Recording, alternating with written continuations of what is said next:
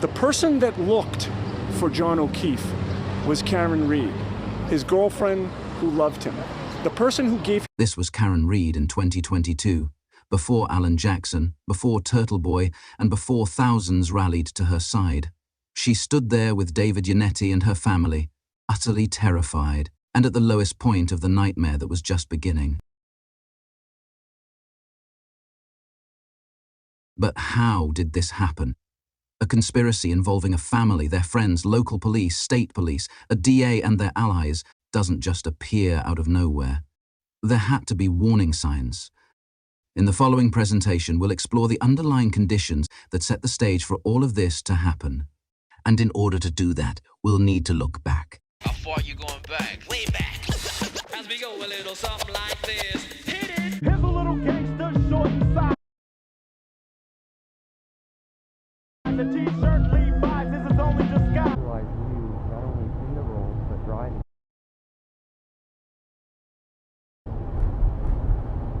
Well, I don't know.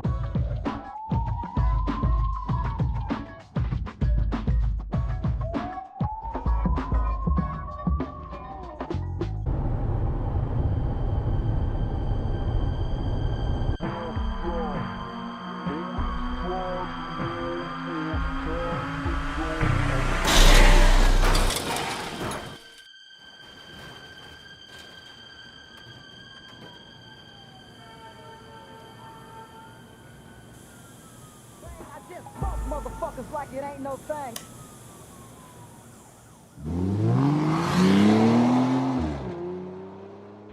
Dispatch, this is Unit 45. Be advised of apparent hit and run. We have one male, early 20s, severely injured. One female victim is conscious and being transported to Rhode Island Medical.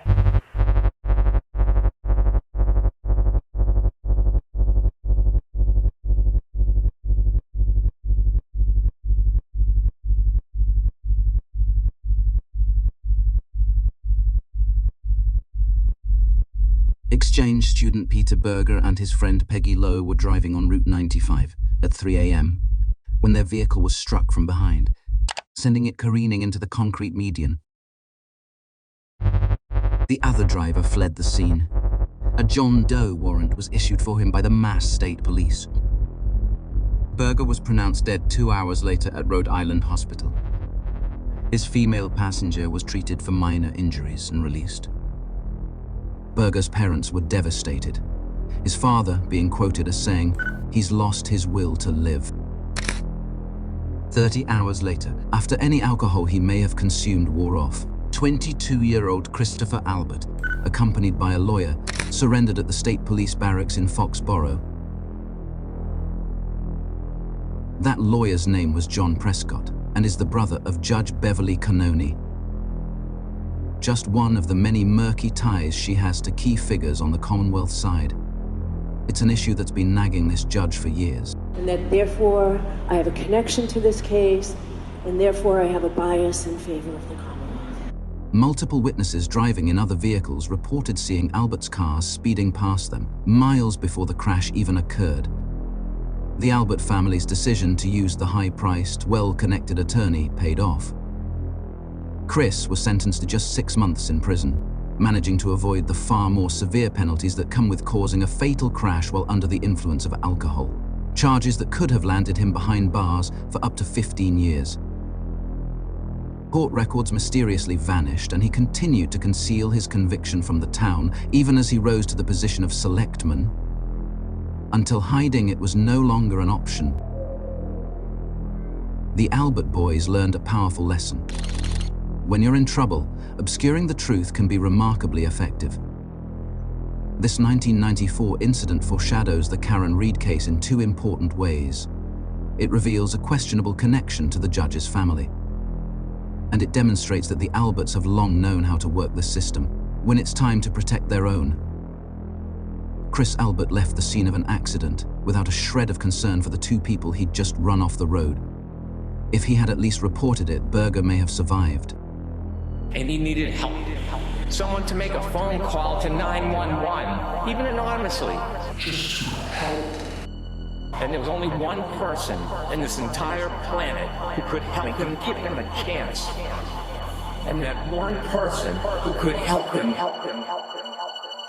left him to die. Concerning Tim Albert and this issue, or the investigation where charges were brought against Tim Albert. So there was a call for a motor vehicle crash at the corner of Dedham and Washington Street.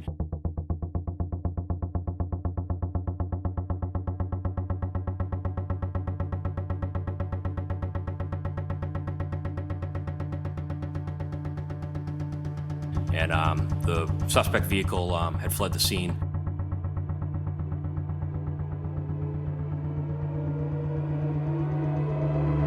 He hit a car Yes. with a woman in it, fled the scene. He followed the oil spill of the vehicle down Dedham Street, up Cedar Crest, all the way down to the intersection of Cedar Crest to Fairview, and the oil spill actually drove into 34 Fairview. Then you find him trying to hide out at 34 Fairview. Did you give him a breathalyzer? I did not. So you've been involved in an investigation where charges were actually taken out against a member of the Albert family. We had to take out charges against Tim Albert. The evidence in that case, you would agree with me, was strong against Tim Albert for that crime, was it not? For leaving the scene, yes. You didn't have much choice. I mean, there you have it. The evidence is right in front of you. You can't really cover that one up, right? The second time an Albert brother created a mess that had to be cleaned up. This time it was the youngest, Tim. And just like his older brother Chris, Tim's first instinct was to flee the scene, showing absolutely no concern for the person he had just harmed. Officer Michael Lank didn't seem interested in finding out if he had been drinking. He probably didn't want to know. A clear pattern is emerging in how the Alberts respond when they're at risk of being implicated in a crime, and how in turn they are treated by local law enforcement. But the leniency Michael Lank showed Tim Albert, charging him with a misdemeanor that was eventually dismissed, instead of the more serious charge of leaving the scene of an accident with a possible DUI, still wasn't enough for Brian. During Michael Lank's voir dire in the first trial, Judge Canone said something very interesting that most people missed, revealing what happens to you if you arrest an Albert. The Commonwealth can then get into the animosity between the witness, Sergeant Lank, and Brian Albert because of the arrest of Tim Albert. The Commonwealth never did get into that animosity, likely because it would have revealed Brian's well-known fiery temper and willingness to bully the local police, hurting the state's case more than helping it. It's important to remember that Tim Albert's arrest happened in 2009, the same year Brian Albert led the high-profile arrest of the Craigslist killer.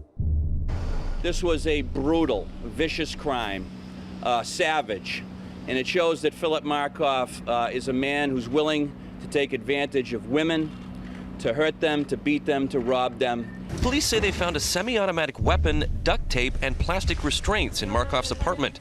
Brian wielded serious power within law enforcement, along with a reputation for being aggressive, and it seems he wasn't afraid to use it to protect his family. He didn't have a good reputation among fellow police officers. Known as a bully, had a history of sucker punching officers. He was investigated by BPD for violent conduct. He has a propensity for violence. With respect to Brian, how would you describe your relationship with him? Again, civil.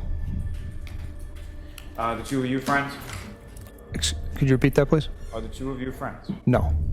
Officer Lank got the message, loud and clear. You don't arrest an Albert, no matter the circumstances, or there will be consequences. Even if they hurt an innocent civilian, and the trail of evidence leads straight to their home.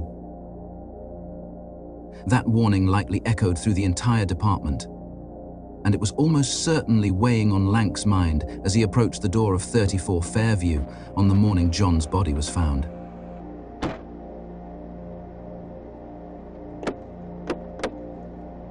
He was the very first officer. He never should have walked in that front door. He should have said to his supervisors, I have a relationship with the Albert family. I've known them my whole life. I'm probably not the right person to make the decisions about this investigation. In fact, Officer Lank seemed so afraid of Brian, especially after being reprimanded for arresting his brother, that he didn't even dare to print Brian's full name in the police report after John's death. All of the persons involved listed in your police report, everybody's first name and last name was completely spelled out except for one. Who was that? Brian Albert. Those names were entered by Detective Sergeant Lank. Did you omit Brian Albert's first name to mask the fact that he was involved? I put forward this idea that in the years leading up to John O'Keefe's death, arresting Brian Albert in the town he grew up would have been virtually impossible. His standing as a high-ranking Boston police officer, his reputation for violence, and his close family ties to the local force created an atmosphere of untouchability. No one in that department was going to be the one to put cuffs on him, not without risking their career, their safety, or worse. Who would have been man enough to actually do it? Not Michael Lank, not Sean Good, Stephen Seraph, Paul Gallagher, and certainly not Chief Berkowitz. Perhaps Officer Kelly Dever, at least until she convinced herself that she imagined the whole thing. It was a distorted memory. Evidence can vanish, relationships can be concealed, witnesses can be silenced, lies can be manufactured, jurors can be removed, and judges can choose to look away. The truth is, it seems nothing could get Brian Albert or his home investigated in that town, not even the murder of a lower-ranking Boston cop.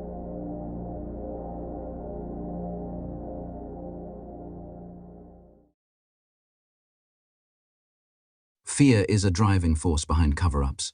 It's powerful enough to keep good people silent, intimidate witnesses into changing their testimony, and stop those who might otherwise choose to do the right thing. One witness in particular seemed terrified to deviate from the McAlbert script, so desperate to downplay her relationship with Brian's daughter that her testimony spiraled into outright absurdity. Ms. McLaughlin, who's Caitlin Albert? I went to high school with somebody named Caitlin Albert. With somebody named Caitlin Albert? I went to high school with somebody named Caitlin Albert. Her response was obviously carefully scripted. She repeated the exact phrase. The question is, who authored it? So do you know Caitlin Albert? I do. You friends with Caitlin Albert? I would say more acquaintances, not close friends. Don't forget, Karen knows with absolute certainty that she's lying, locking her gaze on Katie for a wildly long, virtually unbroken 50 seconds. This is the unwavering stare of an innocent woman, watching a parade of deceitful liars get on the stand and sell falsehoods like their lives depended on it. No longer the terrified woman she was at the start, now she was refusing to break. Late last night, we received another photo where Katie McLaughlin and Caitlin Albert are standing next to each other at a baby shower in June of 2021, about 8 months before John O'Keefe's death. It's very clear to us that Katie McLaughlin perjured herself. For the McAlberts, Katie McLaughlin was a critical piece of the puzzle. In order to pin the crime on Karen Reed, they needed a so-called neutral witness to claim they heard a confession. It couldn't come from Jan alone. So Katie was drafted for the role. A longtime friend of Caitlin Albert, she was someone they could influence without risk of being reported. Someone who could be steered to say what was needed. They thought no one would ever find out. Her and Caitlin were friends. But it doesn't seem like she's helping out of loyalty. Even for a friend, most people won't risk perjury. Growing up alongside Caitlin, Katie would have known the family to some degree, and known of their reputation. She would also know that Kevin Albert was a cop in town, and exactly who Brian Albert was. But what she says next takes her testimony from highly questionable to completely implausible. Who's her dad? I don't know. As she sits on the stand during the first trial, Katie McLaughlin claims she doesn't know that her friend's father is Brian Albert. To believe that, you'd have to accept that she somehow didn't realize whose lawn she responded to the morning John O'Keefe was found, and is unaware that he's a controversial figure in this case. How many times would you say that you've discussed this case and this incident with your fellow firefighters?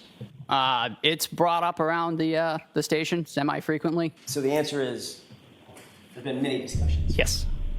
It defies logic. It's not just unlikely, it's impossible. What makes far more sense is that Katie is bending over backwards to downplay her relationship with Caitlin and deny knowing who Brian Albert is because she's terrified. Terrified of saying something that could implicate them, and even more afraid of the backlash if she does. Her testimony isn't shaped by loyalty, it's shaped by fear. Your visit to Canton PD was coordinated by another officer to put you and Trooper Proctor together for the interview, correct? I don't recall that. Do you recall being contacted by a completely different officer to say, hey, Trooper Proctor wants to talk to you, come on into Canton PD, let's have an interview? I don't remember exactly how the interview was set up. That was her answer in 2024. But it left the door open to implicate Kevin Albert with interfering in the case, and that simply cannot happen. So by 2025, it was doctored to this. I've never spoken to Kevin Albert, ever. I can't remember who it was that set up the meeting. How can you say with such specificity? Because it was the state police called me. The state police called me. It was a state trooper. When Brian's brother, Officer Kevin Albert, called her the day after John was pronounced dead, telling her that she needed to meet with Detective Michael Proctor, it's easy to see how she may have felt coerced into going along with whatever he decided to write in his report. Much like Officer Kelly Dever, she presumably found herself faced with a choice: tell the truth and risk turning her community against her, or adjust her story and keep her life undisturbed. Though their circumstances differed, both seem to have followed the same calculus. She made a choice. And both have paid a heavy price for their decisions, now publicly known as enablers of the cover-up and associated with the very people most suspected of murdering John. The toll this involvement took on Katie seems to have changed her. In earlier photos, she appears full of life, happy, confident, and optimistic. But the woman on the witness stand in 2024 looks like a shadow of that person, empty, like the life has been drained from her.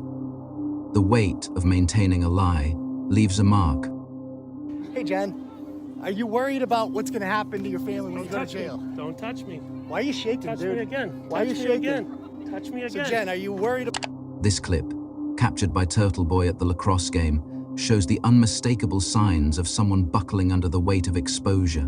The villain of this story. Even for Jen, who's naturally petite, her appearance is alarming. She looks emaciated, almost skeletal, shaken, pale, and visibly deteriorated, like someone buckling under the weight of immense pressure and fear.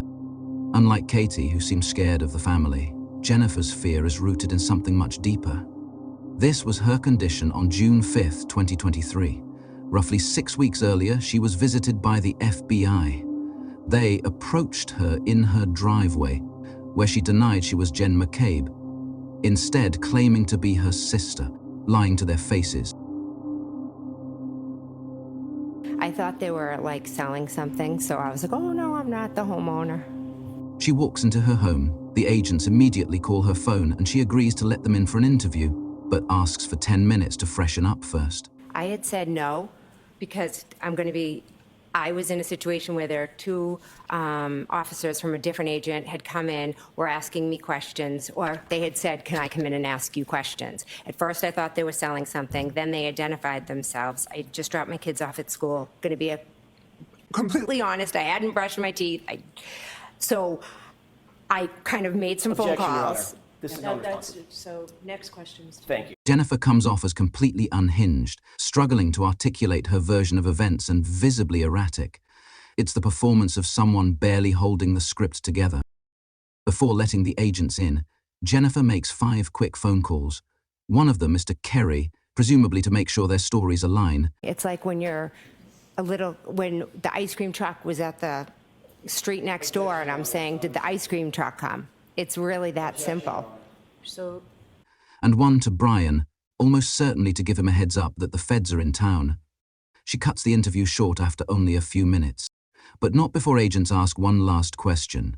They asked you, was there anyone else that you contacted in that 10-minute period before we got a chance to talk to you? And your answer was no, correct? Correct. And that was a lie, correct? It wasn't a lie, no. Was it true? Was it the truth or a lie? Afterward, her husband Matt made her call the agents back to claim she had simply forgotten about the other 3 calls. For some reason, you did not want these officers to know that you had communicated specifically with Brian Albert, the homeowner, just before you talked to them. Touch me again. So Jen, are you worried about what's going to happen when you go to jail? Are you worried at all about that? In addition to her visit from the FBI, there was another major source of stress that could help explain Jen's condition. Turtle Boy's first expose on the case had dropped that same week. For the first time, the carefully controlled narrative was slipping, and for Jen, it must have felt like the walls were closing in. These are cop killers. These are cop killers. You know they're cop killers, right? But let's not get off track. There's still one more important family cover-up to explore.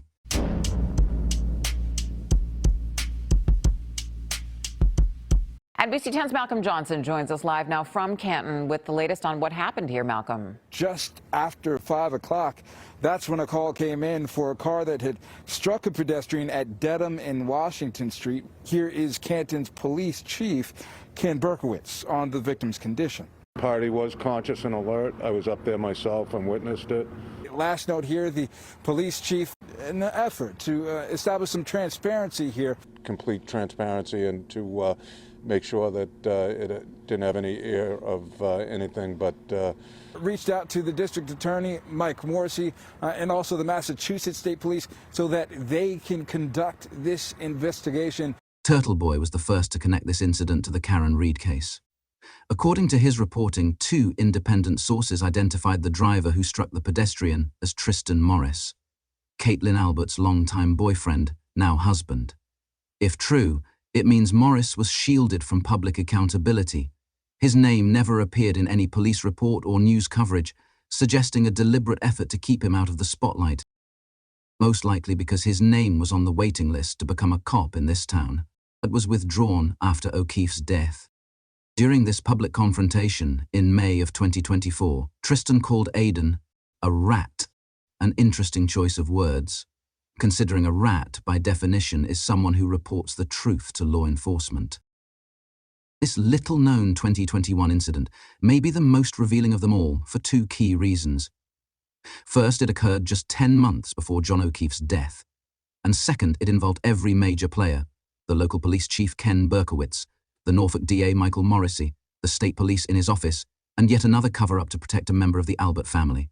Although very minor in comparison, it shows the machinery was already in place and functioning. This time they walked the line. The next time they would cross it. The only thing that changed was the magnitude of the crime and the need to bring in a scapegoat. It's not just about avoiding consequences. The Alberts seem intent on erasing their names from the narrative entirely, as it was with Chris, Tin, and Tristan, scrubbing any record of their involvement as if it never happened. And more importantly, they've demonstrated time and again their ability to do it. So when a crisis of the highest order, one that threatens their freedom and everything they've built, were to occur inside Brian's home, how far would they go to protect themselves?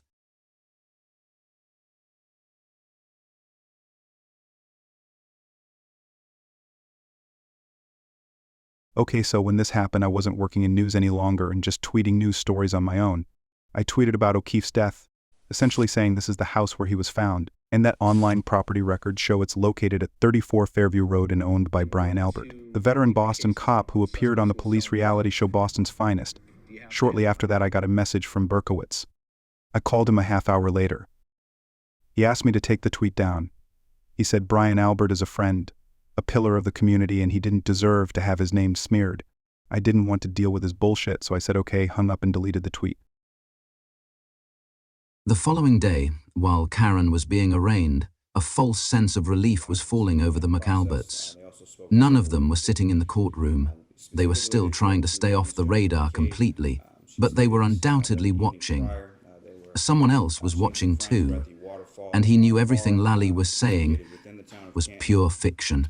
Defendants then made several statements to her indicating, I hit him, I hit him, I hit him, I hit him. Steve Scanlon, a private detective and acquaintance of Brian Albert, called David Yanetti's office with details only an insider could know. He said John had been murdered inside the house. There was a fight, that an ATF agent was involved, and that Brian's nephew, Colin Albert, was also present. This tip marked a turning point for the defense, although Scanlon later recanted, claiming he only believed John was killed inside because the injuries didn't align with the state's theory. But that explanation falls short. It doesn't account for how he knew about Brian Higgins and Colin Albert's involvement. It seems Brian made Steve an offer he couldn't refuse, presumably making it more expensive to talk than to discredit himself.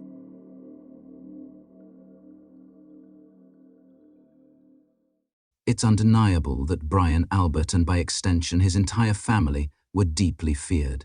For a time, they managed to contain the whispers, silencing doubt through intimidation and bullying, which is why it must have come as such a shock when a voice emerged, loud, fearless, and impossible to silence, saying things that no one else dared to say in public. John O'Keefe was murdered by Brian Albert and by Colin Albert and that freaking dog and every other single person in that house. Here was a new species of journalist, a hybrid of the old-school reporter who chases the story wherever it leads, but with a massive social media following and fiercely loyal audience behind him, immune to every weapon in their arsenal, and they had no idea how to stop him.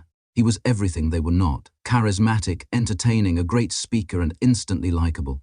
If there's one point that's been lost in this story, it's just how unafraid Aidan Kearney was to speak out against the Alberts. He did what no one else dared to do. His intent was always to uncover the absolute truth, relentlessly but within the bounds of the law, yet he still hasn't received the recognition he deserves for being the lone source of factual information when every mainstream outlet refused to touch the story.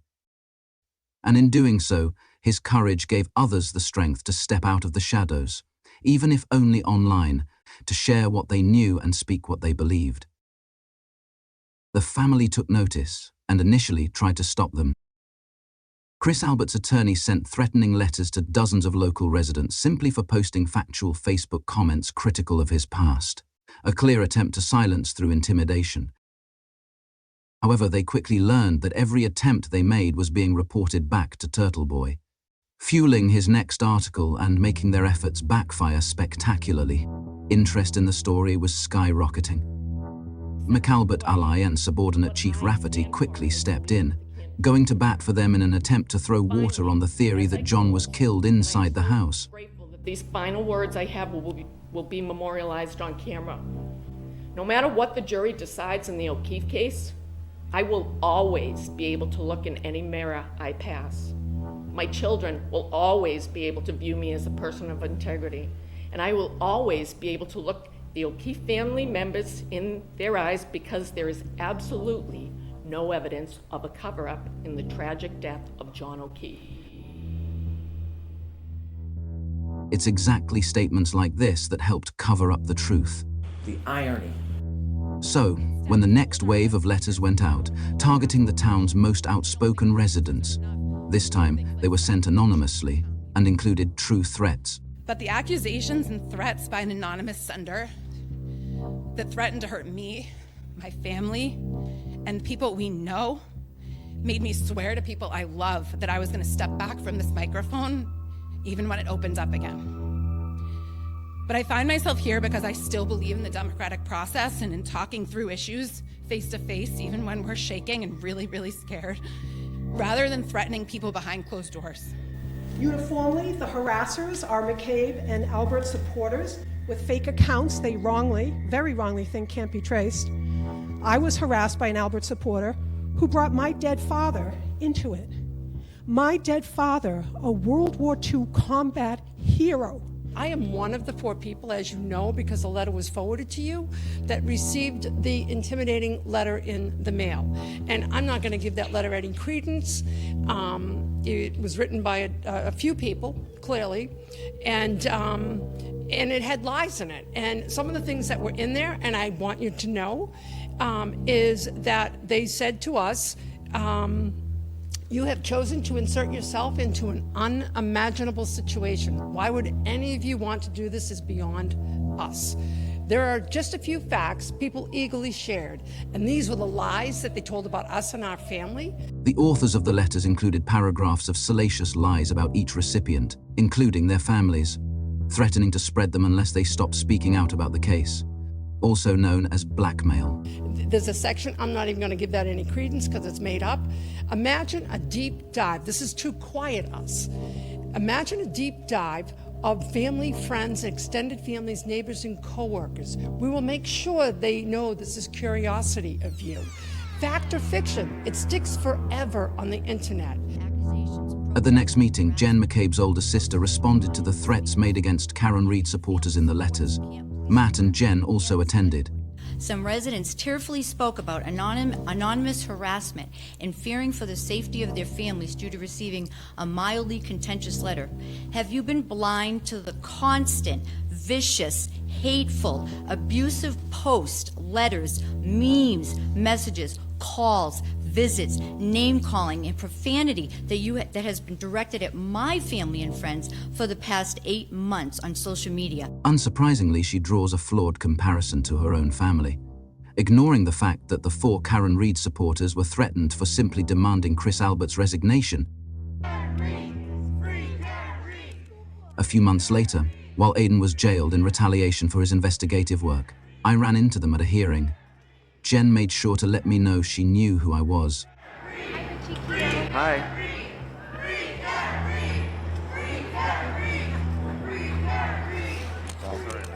An intimidation tactic used against me. All I had ever done was hold a camera. But it didn't feel the same without Aiden, which was the entire point of locking him up. I got a good clip.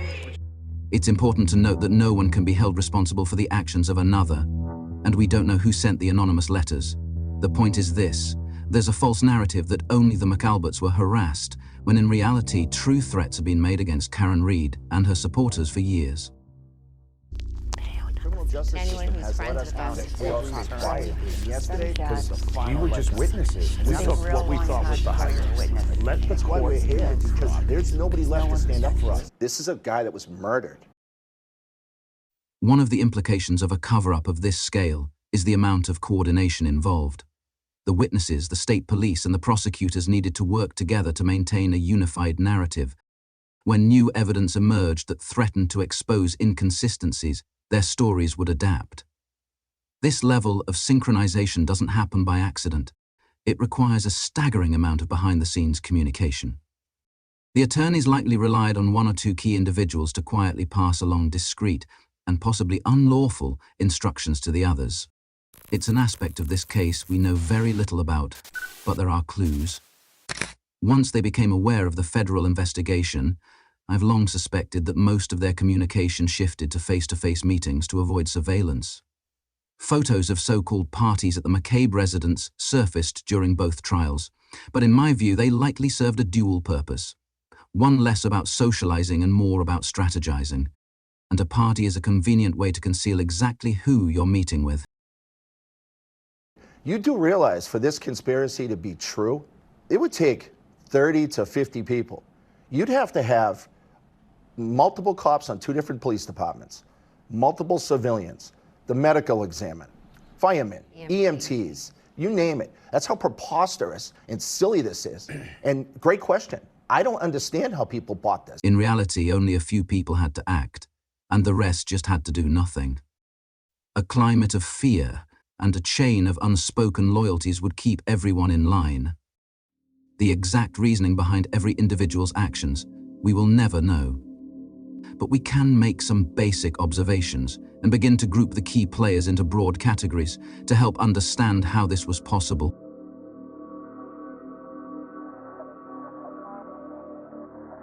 At the core of the wheel is Jennifer McCabe, Brian Albert, and Brian Higgins. Their communications in the hours after John's death indicates they were already conspiring. Their lies, combined with the deliberate destruction of evidence, implicate them beyond any reasonable doubt. Their motivation can be summed up in 2 words: self-preservation. Next, we have their immediate family members, along with 2 close friends, Sarah Levinson and Julie Nagel. These individuals were either inside the house when John was killed, or were brought into the loop shortly after. We wouldn't expect any of them to talk. Initially, their instructions were incredibly simple. Tell them the guy never went in the house. We extend the circle outward to include all of the people who aided and abetted the conspiracy, by our estimation, at least to some degree. They are all members of the Norfolk DA's office or police officers, with only one exception. And that was a lie, correct? Objection. Was that a lie? Did you lie?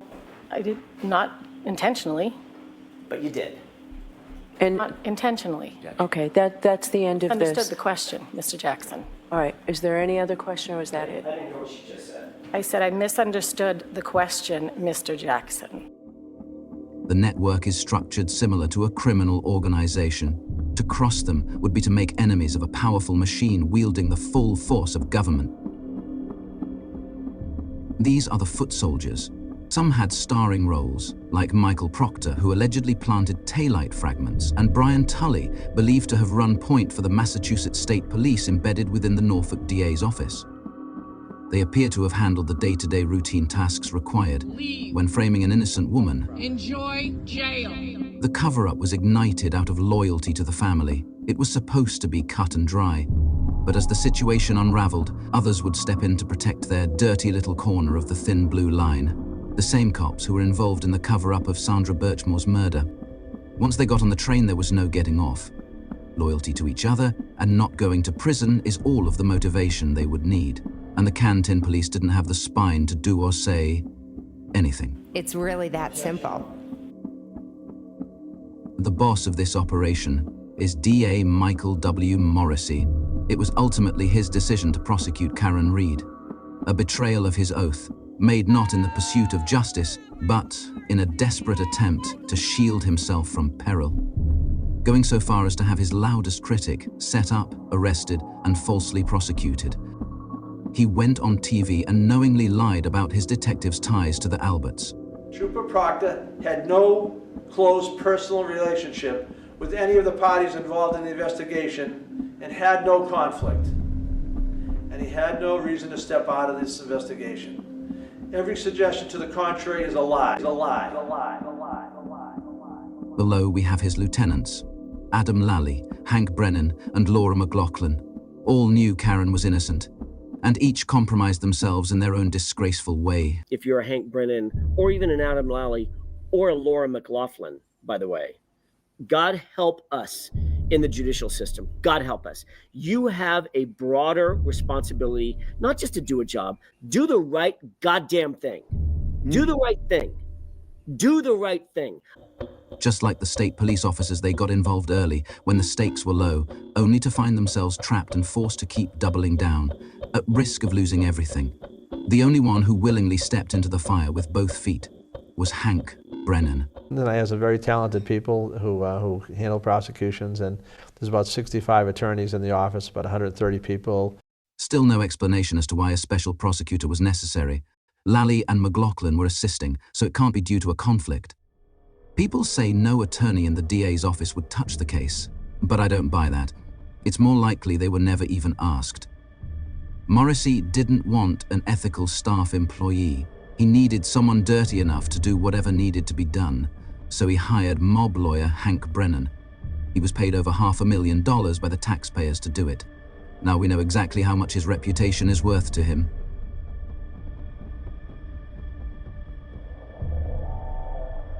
Then there are those who may not have been directly involved in the cover-up but still helped make it possible.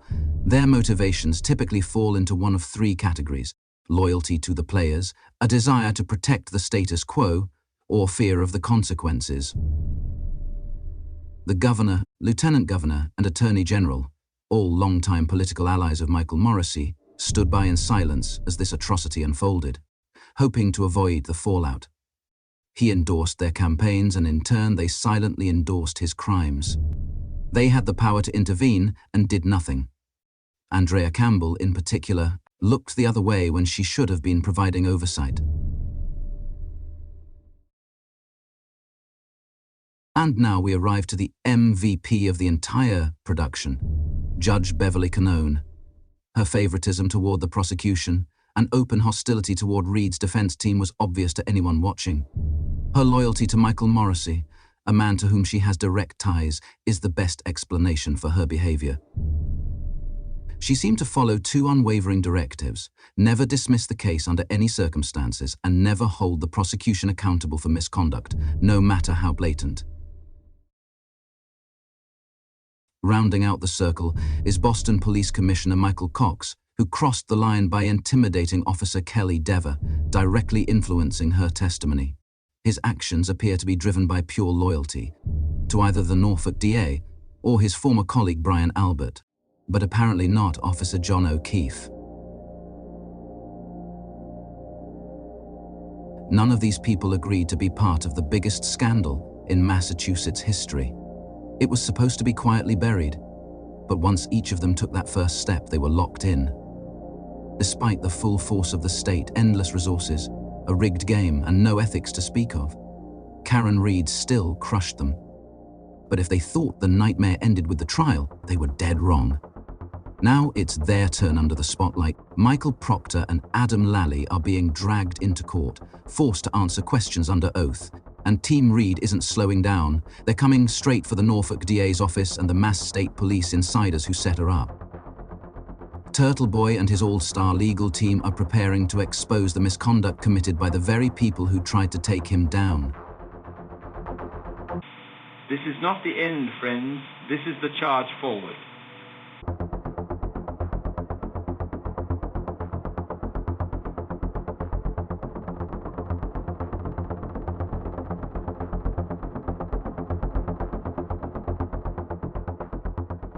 There are bad, evil, nefarious players in this.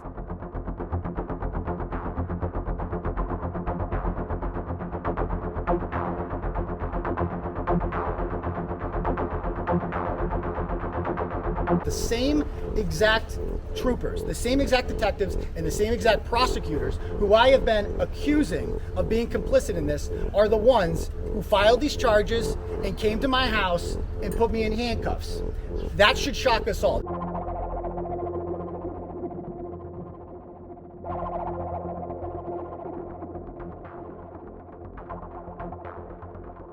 I haven't seen Johnny in a while, and call the police and fire show up, and they find that someone is deceased.